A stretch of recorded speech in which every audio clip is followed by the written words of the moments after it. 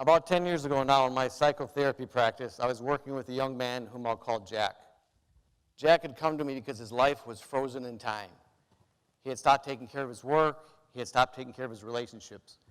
And Jack's life was frozen in time because a year prior, without any warning or without leaving a note, his best friend had taken his own life.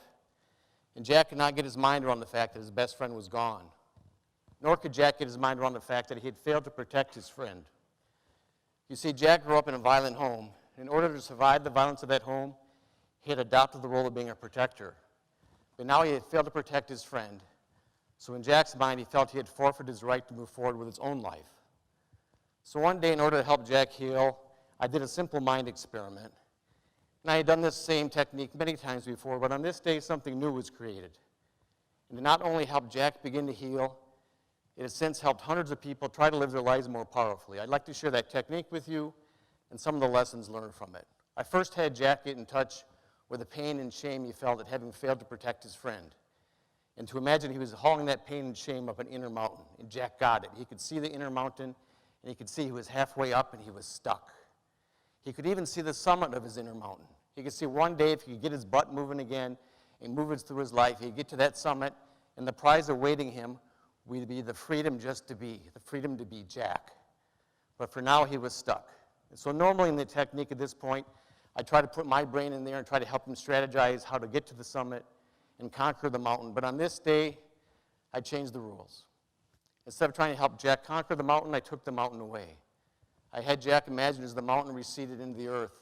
So instead of climbing now, Jack was left standing in an inner meadow with an old apple tree and some wildflowers. And in that moment, in Jack's mind's eye, he got it. And that day in that visualization, his mind gave him a small gift. A little voice inside him told him he no longer had to be the protector to earn his freedom to be. He had always had the gift of being. He just needed to accept it. And for whatever reason on that day, Jack got that message, and he began to heal. So the technique I stumbled upon that day, I call the mountain journey, and I've shared hundreds of mountain journeys since, with adolescents dealing with addiction and CEOs wanting to build great companies. And though each story is unique, there seems to be some common universal truths about the mountain journey.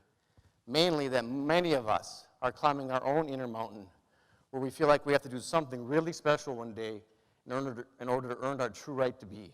So I'd like to share some of the lessons of the mountain journey with you now. 1, our minds are built to expand throughout our lifetime. 2, our current culture is built to keep us very small. 3, no amount of doing will ever earn our freedom to be. And finally, 4th, it takes courage to unlock our being, but when we do that, we unlock our true creativity and our deep ability to serve our brothers and sisters. So now let's explore together how to turn these simple mountain lessons into courageous action.